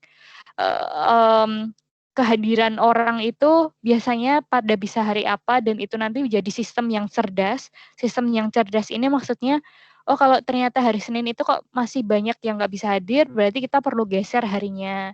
Itu bisa itu dengan sistem kalender tadi itu bisa membaca hal seperti itu. Nah selanjutnya mungkin assignment. Assignment ini adalah tempat kita itu ngasih tugas gitu. Kita biasanya create di sini terus ya ini ditambah aja mau assignment itu artinya kalau tugasnya itu mungkin berjangka panjang dan kita itu punya template. Misalnya harus ngumpulin dalam bentuk PPT. Kita pilihnya assignment. Kalau kita itu kuis, kita nanti bakal membuat suatu formulir yang dikasih ABCD mungkin ya kayak esai seperti kayak pilihan ganda seperti itu kita mungkin masukkan kuis. Esai pun juga bisa karena kalau di Microsoft Form, oke, saya coba buka Microsoft Forms. Oke, di Microsoft Forms ini kalau di New Quiz gitu ya, itu tuh bisa memberikan penilaian ini ya, penilaian based on misalnya esai ya tadi. Jadi esainya adalah bagaimana cara kita menyelesaikan diskusi dari pihak B gitu. Kadang kalau diskusi atau debat itu ada pihak A dan ada pihak B, kemudian kita pengen menghimpun nih pendapat mereka bagaimana cara menyelesaikan diskusi dari pihak B. Kita coba long answer. Nah, mereka nanti akan menjawab di sini, kita coba kasih poin maksimal itu 40. Nah, nanti di sini nanti kita tetap bisa ganti kok. Jadi istilahnya maksimal kita udah ngasih poin. Kalau jawaban kalian itu keren gitu, kita bakal ngasih poin 40. Tapi kalau ternyata jawabannya itu nggak sesuai harapan, kita nanti tetap bisa memberikan poin kurang dari ini. Bisa berubah lah istilahnya seperti itu. Oke, selanjutnya di environment ini lanjut. Kalau seumpamanya nilai-nilai di sini itu sudah sudah terkumpul semua, ini nanti akan langsung di-compile, Mas. Saya tadi mau ngomong kompilasi. Nanti akan langsung tergabung di portal ini. Jadi akan langsung kelihatan semua nilai tiap siswa itu berapa. Nilai ke 1, 2, 3, 4 sehingga kita nggak perlu melakukan itu secara manual lagi seperti itu. Nah, di Plus ini, EdTab, tadi saya sempat bahas tentang belajar sambil bermain, kemudian kita bisa mendokumentasikan video-video, kayak gitu ya. Jadi kita itu bisa meng-embed atau memasukkan atau menanamkan aplikasi-aplikasi lain, aplikasi-aplikasi mungkin pihak ketiga ya, ini masih banyak sekali ya Bapak Ibu kalau memang sekolahnya itu punya sistem sendiri, portal sendiri, mungkin pembelajarannya itu menggunakan Moodle misalnya, itu bisa di-embed ke sistem Microsoft Teams supaya satu portal aja sudah semuanya termasuk di sini, nggak perlu membuka aplikasi lain-lain, seperti itu. Nah, ini biasanya adalah tanggung jawab tim IT, Bu, Bapak Ibu sekalian. Jadi ini nanti kayak istilahnya, wah ini minta tolong sistem dari yang udah ada sekarang itu digabungkan dengan Microsoft Teams. Ini biasanya tim IT yang harus bergerak. Seperti itu. Ini misalnya kalau Power BI ini hubungannya adalah dengan kita itu melihat grafik capaian kita per bulan misalnya itu terdokumentasi dan akan bisa diukur dengan Power BI misalnya seperti itu.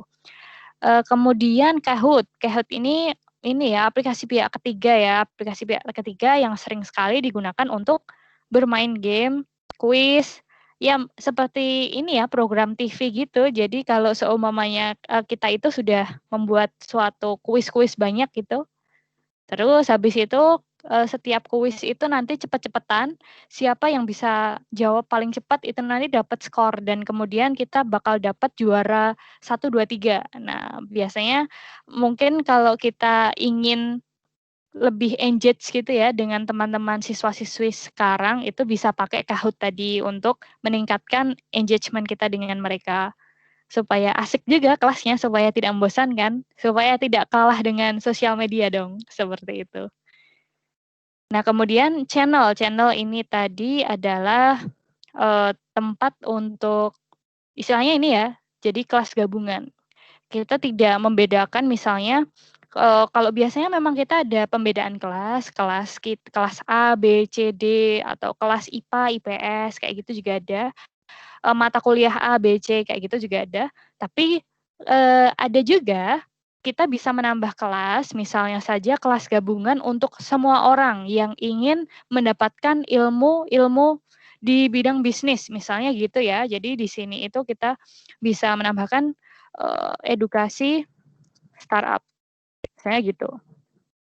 Edukasi startup nih, privasinya kita set, ini adalah untuk orang-orang tertentu atau semua orang yang yang gabung di kelas ini itu bisa. Kita misalnya untuk semua orang, karena ilmunya ini untuk semua orang, misalnya gitu. Atau tidak ada informasi sensitif di sini, kayak gitu. Nah ini nanti kebentuk. Terus channel lagi nih, tentang apa? Membuat karya tulis, misalnya kayak gitu.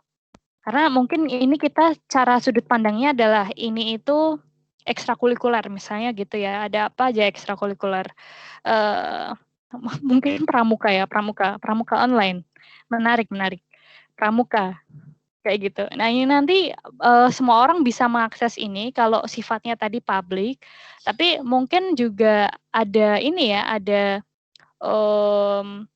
channel yang lebih private kayak gitu. Misalnya di sini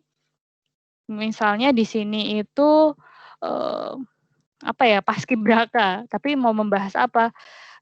Mungkin lebih ke persiapan lomba KIR misalnya gitu, tim persiapan lomba KIR nih, kayak gitu. Ya kan biasanya lebih private ya karena ada hal sensitif atau strategi ABC kayak gitu. Nah, kita nanti invite orang-orangnya siapa di sini atau bisa nanti juga bisa kayak gitu. Nah, ini nanti akan ada simbolnya kayak gini, artinya ini hanya orang-orang yang di-invite aja yang bisa akses. Tapi kalau untuk pramuka, edukasi startup, ini bisa semua orang. Nah, kemudian kita juga bisa membantu teman-teman ini tadi hubungannya dengan misalnya aja kita itu pengen tahu orang-orang itu ketika mengutarakan pendapatnya seperti apa atau kita menjembatani orang-orang yang suka debat, tim debat. Topik nasionali apa ya?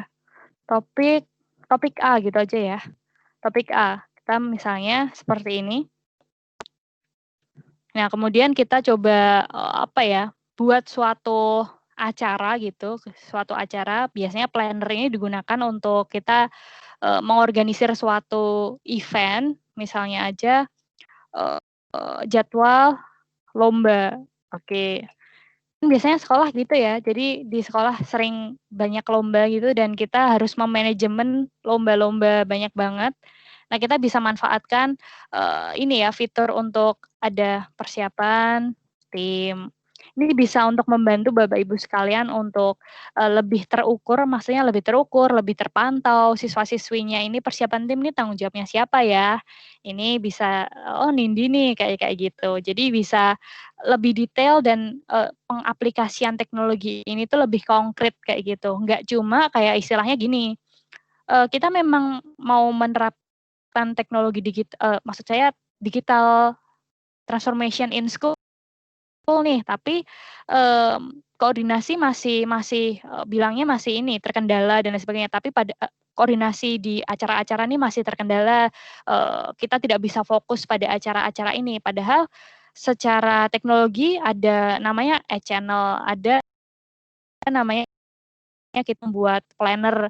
Ini kan udah terpisah-pisah ya. Jadi kalau semuanya plannernya ini ada ini kan tadi planner yang ada di tim debat ya. Jadi ini untuk tim debat. Di membuat karya tulis nih timnya atau plannernya ini sendiri lagi nih kayak gitu. Jadi jadwal lombanya sendiri-sendiri kayak gitu. Nah, ini kan bakal ini ya lebih terasa gitu sense of transformation-nya kayak gitu. Kalau boleh saya jujur, memang kebutuhan industri sekarang ini seperti itu. Kebutuhan dari masa depan siswa-siswi, masa depan anak-anak muda sekarang, karena mereka harus mampu untuk mengetahui bahwa trennya itu adalah koordinasi secara online, terukur aktivitasnya secara online, terkontrol secara online, seperti itu. Kemudian kalau untuk ini, koordinasi atau kolaborasi gitu, itu bisa dengan ini ya, kita mengerjakan tugas bersama misalnya, atau membuat, presentasi bersama misalnya, itu bisa dengan seperti ini. Jadi kalau seumpamanya siswa-siswi itu membuka dokumen yang kita buat di sini, dokumen kerjasama materi, misalnya di sini itu adalah tempat mereka itu untuk berkontribusi berkontribusi materi. Di sini bisa misalnya mengumpulkan link sumber referensi, kita bisa minta nih ketua kelas untuk mengkoordinir kayak gitu. Jadi hal-hal seperti itu, strategi-strategi seperti itu yang tendensinya itu lebih ke gimana caranya kita itu meng-empower, gimana caranya kita itu membuat siswa-siswi kita itu merasa mereka itu dilibatkan di ini dunia transformasi kita kayak gitu. Nah, itu fungsi dari teknologi yang hari ini saya jelaskan dan masih banyak lagi, misalnya saja Microsoft Stream ini untuk kita itu mendokumentasikan video-video pembelajaran kita, kemudian kita juga bisa memasukkan video-video di YouTube mungkin atau di video-video lain seperti itu di sini itu bisa seperti itu. Jadi satu portal untuk semua hal. Begitu mungkin dari saya. Mohon maaf jika ada kekurangan. Seperti itu saja Mbak Ning. Terima kasih Bapak Ibu sekalian sudah bergabung hari ini, hari yang menyenangkan. Oke, terima kasih Mbak Nindi atas penjelasannya yang luar biasa sekali. Ya Bapak Ibu, tadi kita sudah disampaikan oleh Mbak Nindi tentang bagaimana sih education transformation framework itu, kemudian apa dampak-dampaknya dan teknologi apa sih yang tepat begitu. Nah, tadi ternyata teknologi yang tepat adalah yang sesuai dengan layanan yang oleh Microsoft adalah kita bisa memanfaatkan namanya Microsoft Teams, di mana di sana kita bisa memanfaatkannya sebagai pusat informasi, sebagai tempat untuk melakukan berbagai macam aktivitas pendidikan, baik itu mulai dari komunikasi saja, kemudian juga bisa mulai dimanfaatkan untuk metode pembelajaran yang sifatnya sinkron ataupun asinkron, kemudian juga bisa dimanfaatkan untuk penugasan dan sebagainya tadi. Nah, silakan Bapak Ibu, barangkali ada pertanyaan, bisa disampaikan di kolom percakapan atau juga bisa juga disampaikan menggunakan fitur mikrofon. Namun seperti yang tadi saya sampaikan Bapak Ibu, mohon untuk dapat raise hand terlebih dahulu agar nanti dapat kami persilahkan Bapak Ibu untuk mengaktifkan fitur mikrofonnya sehingga rekaman aktivitas webinar siang hari ini dapat Bapak Ibu simak kembali dengan jauh lebih nyaman.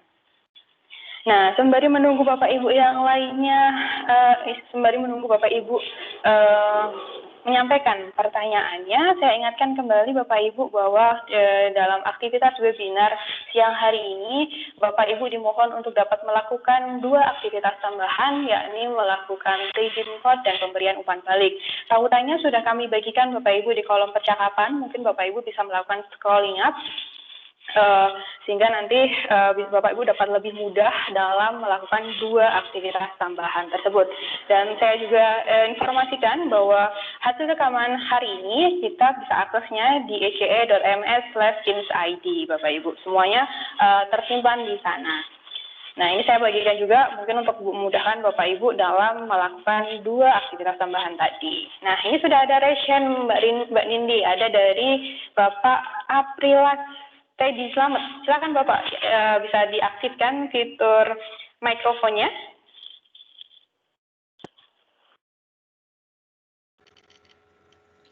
Ya, terima kasih Mbak Bening atas waktu dan kesempatannya. Saya ingin menanyakan, saya sudah menggunakan MS Team ya.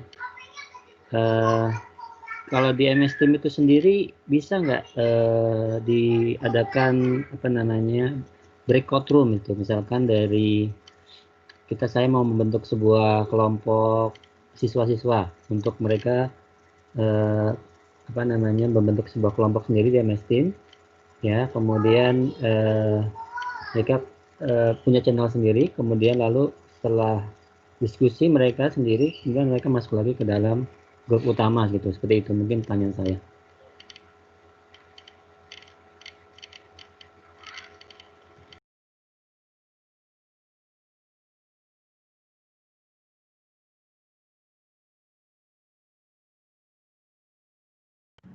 Maaf Mbak Ning, mungkin masih di mute. Oke, maaf saya betul. Mbak Ning mikrofonnya juga di mute, saya juga di mute. Maaf, ini gimana? Oke. Ya, jadi Mbak Nini tadi pertanyaannya dari Bapak Aprilas adalah kurang lebihnya adalah kan ketika kita di dalam kelas pasti biasanya kalau misalnya kita offline gitu kan biasanya kita adalah membentuk satu kelompok, jadi istilahnya untuk mendukung para siswa begitu untuk membentuk kemampuan untuk kolaborasi, kerjasama dan sebagainya. Nah, karena kondisinya seperti saat ini istilahnya adanya pandemik. Nah, kira-kira kalau misalkan kita menerapkan pembelajaran online ini dengan memanfaatkan Microsoft Teams, kira-kira apakah ada fitur yang bisa memfasilitasi hal tersebut begitu? Jadi istilahnya membagi para siswa menjadi beberapa kelompok, kemudian nanti ketika para siswa sudah selesai diskusi di kelompoknya masing-masing, nanti kayak seperti kita kumpul bareng di dalam satu kelas, kayak mempresentasikan hasil dari masing-masing kelompok tersebut. Kira-kira Teams ini mampu memfasilitasi hal tersebut atau tidak? Silahkan Mbak Nindi. Baik, terima kasih pertanyaannya Bapak ini ya, tadi Bapak Slamet ya, ini yang pertanyaannya. Oke, saya jadi campur pakai bahasa Jawa. Jadi saya tadi sempat ini Pak, singgung masalah channel, itu sebetulnya sudut pandang kita aja, bagaimana channel ini mau kita bawa ke arah mana gitu. Misalnya saja kita mau bawa nih ke arah tadi kelas ya, kalau Bapak tadi request-nya kelas. Misalnya saya konkretnya mau membuat kelas di sini nih. Kelas, ini ada beberapa, ini tergantung dari kebutuhan kita ya. Bahkan udah ada nih klub, study group, tapi setting ini adalah setting yang diberikan oleh administrator saya. Kalau seumpamanya administrator di sekolah Bapak itu tidak seperti ini, biasanya langsung ada kelas atau something seperti itu. Ini kita coba kelas kelas A gitu. Mapel mata pelajaran A gitu. Ini saya coba invite siapa ya? Buning kali ya, Buning, kemudian Bapak Rinaldi. Seperti itu. Saya coba invite mereka, teachernya saya sendiri. Gitu. Nah, saya pengen ini kita coba bayangkan satu kelas ini punya 30 siswa gitu. Kita punya 30 siswa terus atau 10 siswa, 10 siswa. Terus saya ingin Ibu Ning, karena saya ini ya tidak ingin memanajemen semuanya sendirian. Kemudian saya juga ingin mengukur nih, ini calon-calon pemimpin bangsa ini yang mana sih? Seperti itu. Saya ini bisa langsung istilahnya assign aja nih ke Ibu Ning atau Bapak Rinaldi ini sebagai pimpinan kelompok gitu. Nah, kita bisa sudut pandangnya channel ini adalah pembentuk tim, pembentuk kelompok-kelompok kecil yang sifatnya sementara itu bisa-bisa aja. Misalnya ya, kalau di sini kita channel gitu, kita nggak pengen kelompoknya Buning ini tahu kelompok satu sama lain, berarti artinya ini kelompok satu gitu. Kelompok satu di sini standarnya kita set private kalau ingin sendiri-sendiri gitu ya. Yang sendiri-sendiri terus ini tadi di Buning gitu kita add jangan lupa. Kemudian diskusi di sini udah ini kan sifatnya udah sendiri-sendiri kayak gitu. Mereka mau melakukan apa itu tetap bisa sesuai dengan keinginan mereka. Nah, kalau mereka mau explore lebih jauh, mereka bisa apa saja.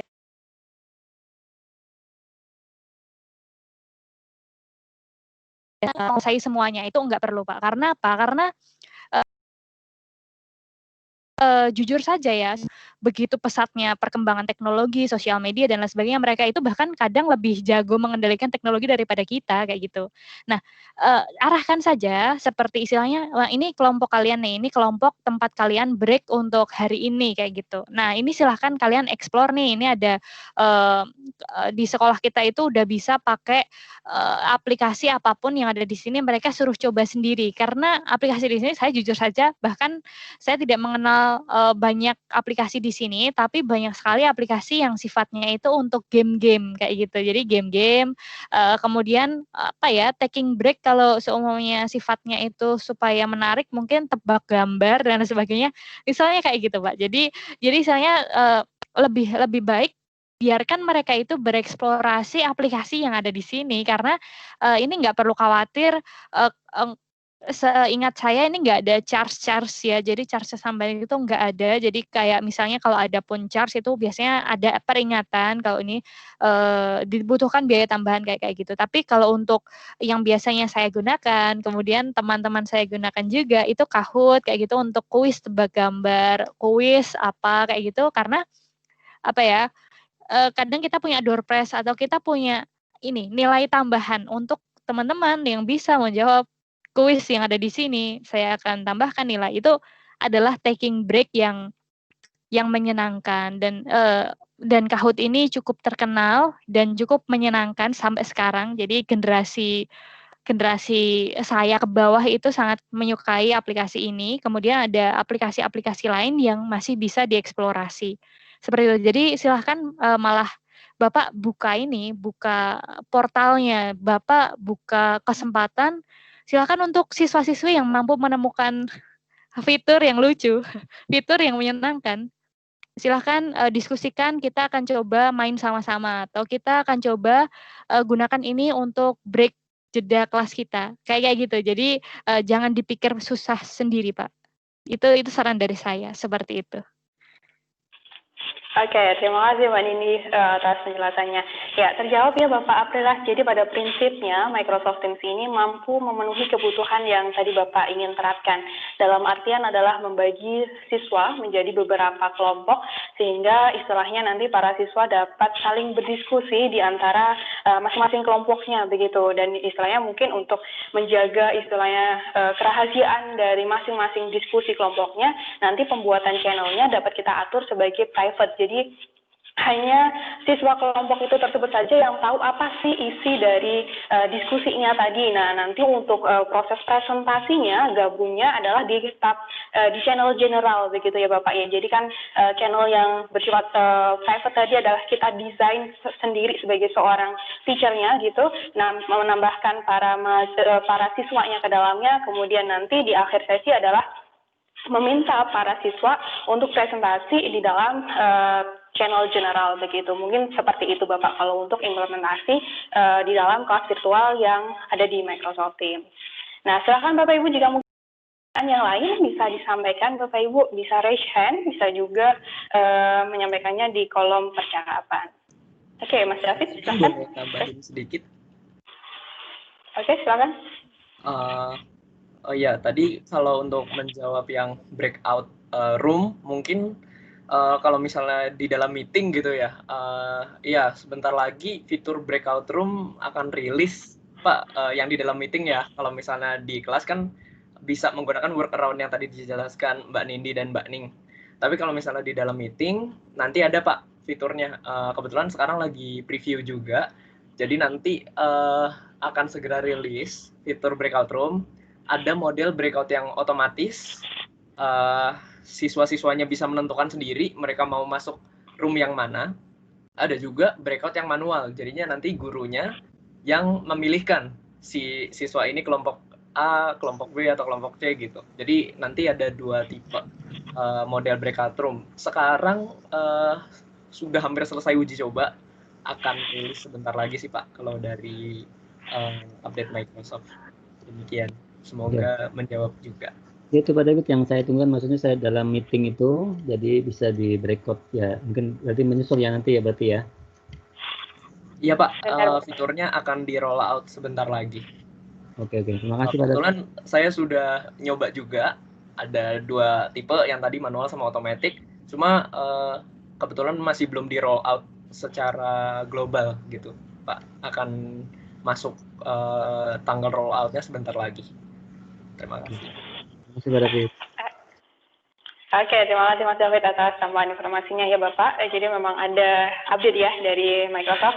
Jadi kita tunggu saja update-nya sehingga nanti kita bisa praktik nih kelas virtual secara jauh lebih asik begitu. Jadi kayak seperti layaknya tatap muka, meskipun memang kelas virtual tidak dapat menggantikan kelas yang tatap muka begitu. Ya, silakan Bapak Ibu jika ada pertanyaan bisa disampaikan. Kita berikan beberapa waktu begitu, beberapa menit ke depan. Mengingat kita memang alokasinya kan hanya sampai 3:30 begitu ya. Nah, tapi kalau misalnya Bapak Ibu ingin ada pertanyaan lagi lebih dalam tentang materi hari ini, nah silakan saja Bapak Ibu bisa disampaikan biar lebih jelas nanti untuk melakukan penerapan education transformation framework-nya tadi yang sudah disampaikan oleh Mbak Nindi, sehingga nanti tentunya adalah kita sama-sama bareng-bareng memperbaiki pendidikan Indonesia ke arah yang lebih baik begitu. Oke. Ya Bapak Ibu, karena kita konsepnya adalah sama-sama belajar ya, jadi mungkin tidak usah malu-malu ketika ada pertanyaan, bisa saja disampaikan. Oke, ini silakan Bapak Lukman Hakim sudah raise hand. Silakan Bapak bisa diaktifkan fitur mikrofonnya. Ya, terima kasih Mbak Nini dan Mbak Nindi. Memang sekolah kami sudah menerapkan Microsoft Teams untuk jadi platform utama kita dalam pembelajaran. Akhirnya mungkin banyak sekali pertanyaan yang ingin kami sampaikan, namun mengingat waktu mungkin satu hal aja yang ingin saya sampaikan di sini. Kadang kita mengalami putus koneksi di pertengahan jalan, padahal internet kita dalam kondisi normal. Salah satu penyebabnya itu yang saya perhatikan karena aplikasi ini atau platform ini cukup berat ya untuk digunakan, apalagi dengan spek laptop rata-rata standar guru lah gitu ya. Mungkin bisa ada semacam review atau perbaikan yang dilakukan oleh pihak Microsoft sendiri supaya meringankan, membuat aplikasi ini lebih ringan gitu. Saya pikir itu yang jadi masalah utama dalam pembelajaran kami menggunakan Microsoft Teams. Terima kasih. Oke, terima kasih Bapak atas masukannya. Mungkin dari Mbak Nindi bisa menanggapi. Terima kasih Pak Lukman Hakim atas pertanyaannya. Kalau dari saya itu tadi ini ya Pak, lebih ke kondisi sekarang permasalahannya seperti apa. Kemudian mungkin kalau dari saya sendiri sarannya adalah memang materinya mungkin ini ya, yang paling berat gitu adalah share materi dari guru kita atau dari Bapak gitu. Untuk share screen seperti saya tadi gitu, mungkin kadang terputus gitu. Tapi kalau untuk solusi dari siswanya gitu, yang bisa saya sampaikan lebih ke mereka mungkin diminta untuk pakai ini aja Pak, pakai HP gitu. Jadi install Microsoft Teams yang versi mobile seperti itu. Nah mungkin kalau selain itu masalahnya ada di Bapak, bisa dengan menyiapkan materinya dulu gitu, terus kemudian sharingnya tetap sebetulnya via HP tetap bisa Pak. Jadi sharing via HP tetap bisa. Kalau untuk hubungannya ke tadi improvement dari aplikasinya, mau ada versi light, mau ada versi yang lebih ringan kayak gitu, itu adalah ini masukan saja ya. Jadi apa yang Bapak sampaikan tadi jadi masukan buat tim Mas David dan yang lainnya seperti itu. Terima kasih Pak atas masukannya. Ini dapat diterima dengan baik ya. Tentunya jadi input buat kita juga. Kebetulan saat ini memang sedang ada preview sih versi. Kebetulan jadi internal dulu gitu ya. Tapi beberapa sekolah juga dapat previewnya. Versi Teams-nya mungkin agak lebih ringan ya, lebih ringan. Modelnya agak berbeda Pak. Mungkin di sini saya bisa coba share desktop gitu. Jadi model Teams-nya ini yang model saya gunakan ini itu terpisah Pak. Yang halaman Microsoft Teams kita gitu ya, yang ada tim-timnya, yang ada chatnya dan lain-lain, dan versi call-nya gitu. Ini tampilan kalau di versi saya Pak. Jadi modelnya seperti ini gitu. Tombol-tombolnya udah nggak di tengah. Nah ini versi ini lebih ringan sih Pak. Tentunya masih di preview sampai saat ini Pak, belum dirilis secara global. Nanti seperti yang tadi misalnya untuk breakout room. Nah kalau saya adalah organizer-nya, breakout room itu menunya ada di sini, *3, lalu ada di bawahnya together mode ini ada breakout. Itu hanya bisa diakses oleh organizer-nya gitu. Tapi di sini ada beberapa mode-mode yang seru juga bisa diakses, seperti together mode atau large gallery. Nah, banyak yang menyalakan webcam, nanti bisa jadi 7x7 tampilannya gitu. Kebetulan yang di Teams baru ini masih preview, juga akan rilis bentar lagi, seperti itu. Tapi terima kasih sekali masukannya, sangat berguna juga inputnya buat kami. Oke, terima kasih Mas Rinald dan Mas David atas informasinya. Ya Bapak Ibu, jadi memang Microsoft terus melakukan perbaikan atas semua fitur-fiturnya. Jadi kita tunggu saja, atau mungkin kita bisa juga menyampaikan apa keluhan atau mungkin kebutuhannya kita itu di user voice. Nah biasanya Microsoft akan secara berkala menindaklanjuti atas masukan-masukan dari Bapak Ibu selaku pengguna. Karena memang prinsipnya adalah Microsoft ingin selalu memberikan yang terbaik dan menjawab kebutuhan semua penggunanya begitu. Dan untuk istilahnya di sini dalam hal ini adalah untuk masalah pendidikan, tentunya adalah untuk mendukung pendidikan ke arah yang lebih baik dan menjawab semua kebutuhan Bapak Ibu sebagai seorang pendidik begitu. Baik Bapak Ibu, sepertinya sudah tidak ada yang raise hand dan pertanyaan di kolom percakapan juga tidak ada ya. Jadi mungkin untuk sesi webinar siang hari ini mungkin kami cukupkan sekian ya Bapak Ibu ya. Namun kami ingatkan kembali Bapak Ibu untuk tidak lupa melakukan 2 aktivitas tambahan, yakni melakukan redeem code dan pemberian umpan baliknya kepada kami begitu. Tautannya sudah kami bagikan di kolom percakapan. Bapak Ibu bisa melakukan scrolling up atau juga bisa melihat di layar Bapak Ibu ini. Coba kami bagikan kembali tautannya, dan Bapak Ibu nanti juga bisa mengakses rekaman aktivitas pembelajaran hari ini di Teams di eke.ms/teams.id. Di sana ada beragam hasil rekaman baik hari ini ataupun beberapa hasil rekaman yang telah diselenggarakan sebelumnya begitu. Ya, ini mohon maaf Mas David, raisian kembali, apakah ingin ada yang disampaikan kembali? Oh enggak, Mbak, mungkin tertekan aja. Oke, ya Bapak Ibu, saya ingatkan kembali ya, jadi Bapak Ibu dimohon untuk dapat melakukan 2 aktivitas tambahan, yakni melakukan redeem code dan pemberian umpan balik. Untuk redeem code-nya Bapak Ibu bisa akses education.microsoft.com, kemudian nanti sign in menggunakan akun Office 365-nya Bapak Ibu, atau juga bisa menggunakan akun Microsoft personal Bapak Ibu yang @outlook.com, live.com, dan sebagainya.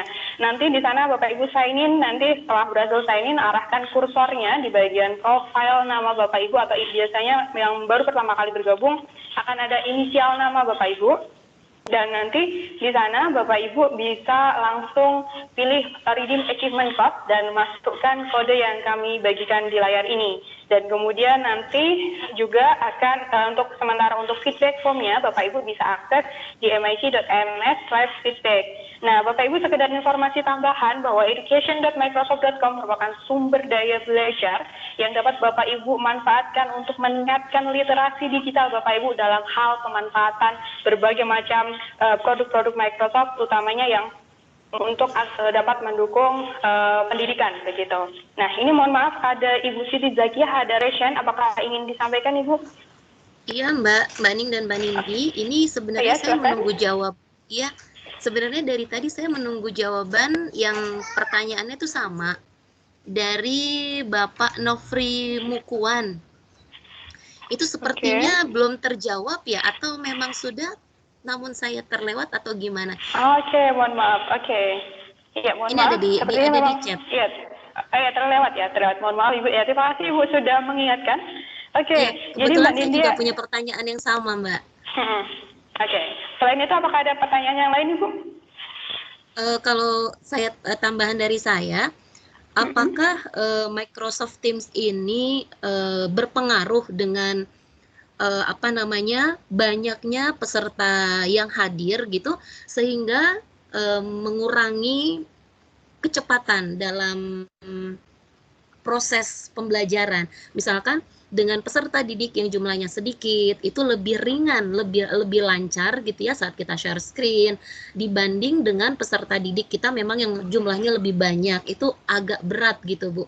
Jadi mohon informasinya. Terima kasih Bu. Oke, terima kasih Ibu Siti atas pertanyaannya. Ya, Mbak Nindi, mungkin pertanyaan yang pertama ada dari Bapak Nofri Mukuan dan dari Ibu Siti ya. Pertanyaannya sama, Mbak Nindi. Pertanyaannya ada yang pertama adalah apakah di Microsoft Teams ada fitur atau aplikasi yang bisa mengontrol kamera siswa agar kita bisa memastikan peserta didik itu mengikuti kegiatan pembelajaran. Kemudian yang kedua adalah apakah jumlah dari peserta didik yang ikut di dalam kelas kita mempengaruhi kecepatan dalam kelas virtual yang kita selenggarakan. Silakan Mbak Nindi. Baik, terima kasih atas pertanyaannya. Untuk jawaban yang pertama, itu sepertinya sejauh ini saya masih belum menemukan itu cara kita mengontrol kamera dari para siswanya, karena sepertinya itu adalah hal yang Bu, dibatasi secara aturan gitu, aturan privasi masing-masing siswanya. Tapi kita bisa istilahnya mengecek keberadaan mereka di kelas kita itu dengan cara mungkin absensi atau mungkin kita menyapa siswa-siswi kita seperti itu. Bisanya seperti itu saja, atau misalnya tadi ada strategi kita membuat kuis di sela-sela pembahasan, itu kan lebih lebih menantang gitu. Nah, itu mungkin salah satu atau beberapa cara yang bisa dilakukan. Tapi kalau untuk fitur mengontrol ini ada bisa menggunakan Insight untuk mengontrolnya. Oh ya, Insight untuk melihat gitu ada berapa yang aktif seperti itu. Karena kalau kita ada di portal, setahu saya kita akan kelihatan kelihatan biasanya, maaf saya coba share screen gitu.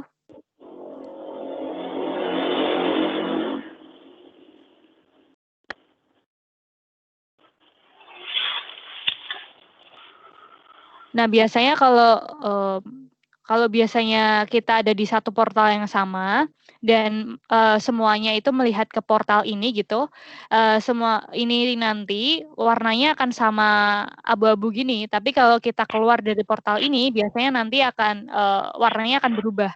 Itu bisa lihatnya dari situ bisa. Tapi kalau ini ada menggunakan insight untuk mengontrolnya, saya sendiri masih belum pernah mencoba ya. Jadi mungkin nanti bisa dijelaskan oleh Mbak Ning atau Mas David seperti itu. Kemudian untuk jawaban yang kedua, itu pertanyaannya apa ya Mbak Ning tadi?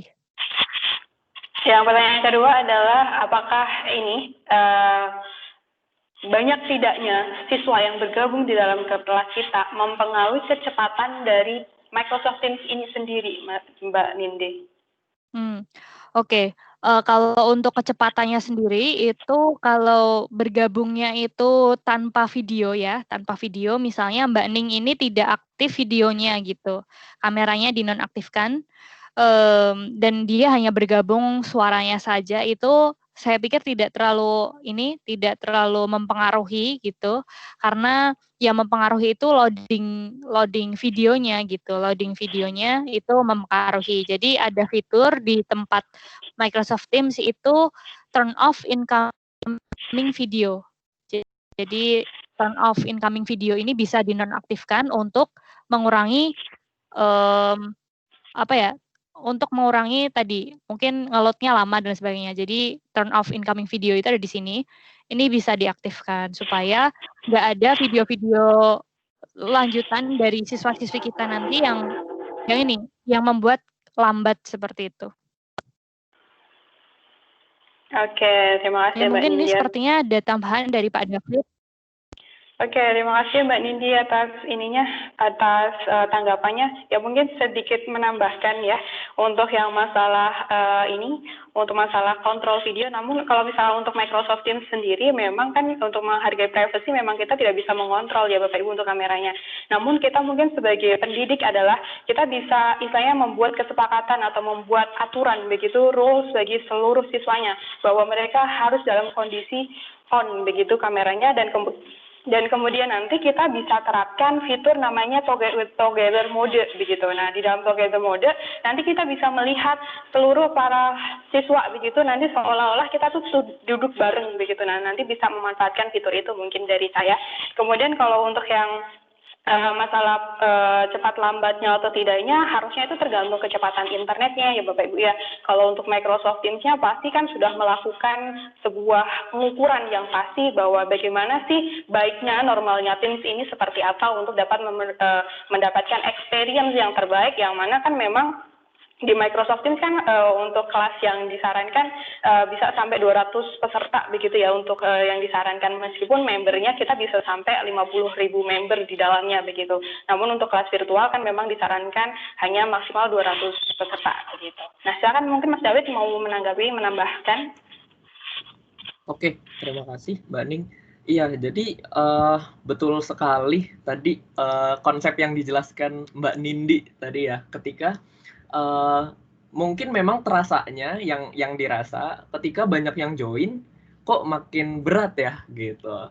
Jadi konsepnya sebenarnya gini Ibu, ketika misalnya tadinya Ibu hanya mengajar di kelas yang berisi 5 orang, hanya 5 anak yang menyalakan video. Itu kan artinya Ibu kecepatan internet Ibu difokuskan hanya untuk 5 anak itu. Tapi beda halnya ketika lebih dari 5 yang menyalakan video gitu. Itu kan jadinya semakin berat juga yang Ibu rasakan karena Ibu harus mendownstream gambar videonya anak-anak tersebut gitu. Nah, salah satu solusinya seperti yang tadi dijelaskan Mbak Nindi itu adalah di turn off incoming video supaya Ibu nggak perlu menerima videonya anak-anak ketika sedang presentasi gitu ya, misalnya memang konsepnya pakai presentasi, karena kan memang Ibu fokusnya sama presentasinya Ibu gitu ya, nggak memantau siswanya. Nah, mungkin salah satu alternatifnya sementara ketika terasa berat dinonaktifkan incoming videonya, karena itu juga tentunya akan berpengaruh. Nah, selanjutnya Kalau untuk yang tadi ya, kamera, apakah gurunya bisa menyalakan kamera siswa gitu. Nah itu sebenarnya nggak bisa jawabannya Ibu, karena kalau di Microsoft yang kami utamakan adalah consent dari penggunanya. Jadi ketika penggunanya tidak mau menyalakan mikrofon, tidak mau menyalakan kamera, tidak boleh ada pengguna lain yang punya hak untuk menyalakan kameranya dia, karena itu bukan consent dia gitu. Jadi memang di kita aturan privasinya seperti itu. Nah, namun kalau untuk kontrol di versi Teams yang baru yang sebentar lagi akan rilis, sebenarnya nanti ada opsi ada opsi untuk don't allow attendees to unmute. Jadinya kita bisa mengatur ketika siswanya ini mungkin pada menyalakan mikrofon gitu ya. Nah, supaya nanti siswanya ini pokoknya setelah kita mute mereka nggak bisa unmute lagi, nanti ada opsi ini, don't allow attendees to unmute.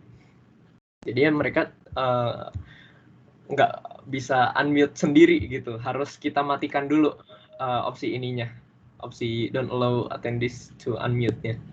Seperti itu. Mungkin pengaturannya atau hak berlebih dari gurunya hanya seperti itu. Tapi kalau untuk mengakses mikrofon dan kamera siswa tentu tidak bisa, Bu. Demikian. Oke, terima kasih Mas David atas tambahan informasinya. Seperti itu ya Ibu ya. Jadi memang adalah mungkin itu bisa istilahnya kan memang prinsip dari Microsoft adalah menjaga privasi setiap penggunanya ya. Jadi untuk memberikan kenyamanan dalam hal privasinya, maka hal tersebut tidak bisa dilakukan. Oke, sebentar. Saya coba cek di bagian chatnya terlebih dahulu.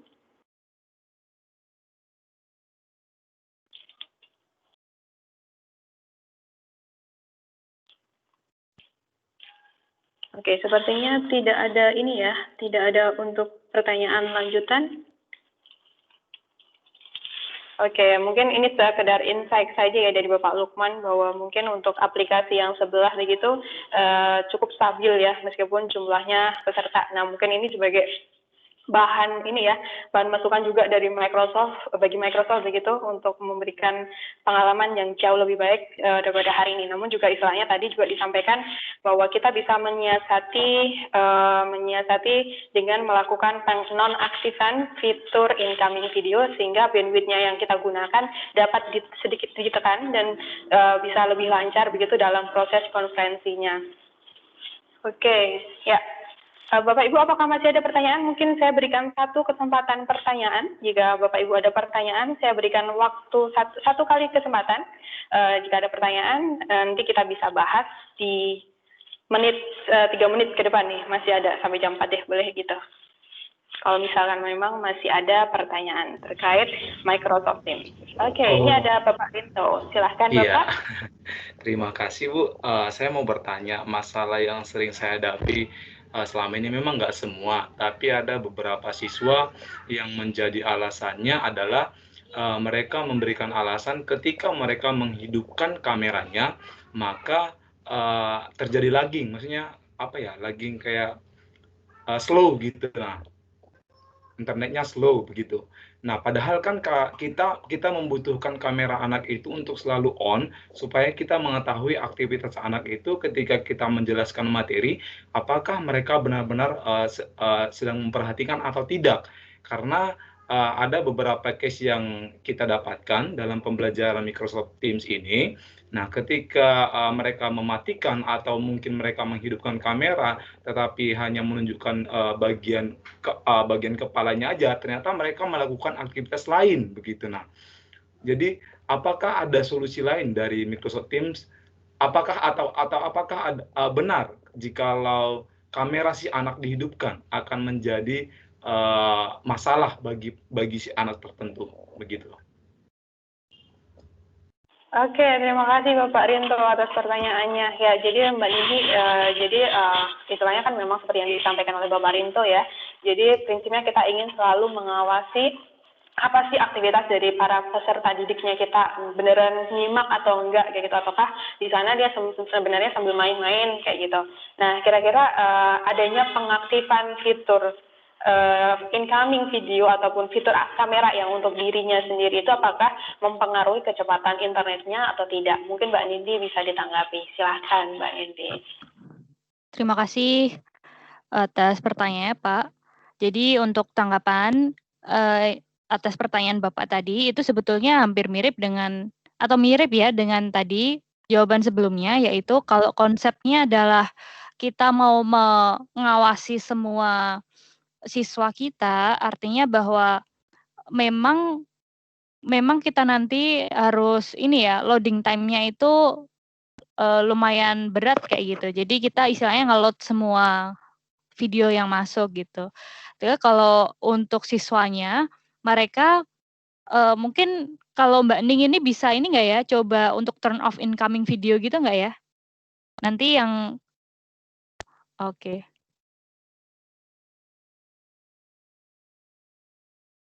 Ini video saya bakal mikrofonnya masih mati Mbak Ning? Oke. Bisa Mbak Nini, saya bisa sebagai peserta bisa turn off incoming videonya. Oke. Video saya masuk sebentar.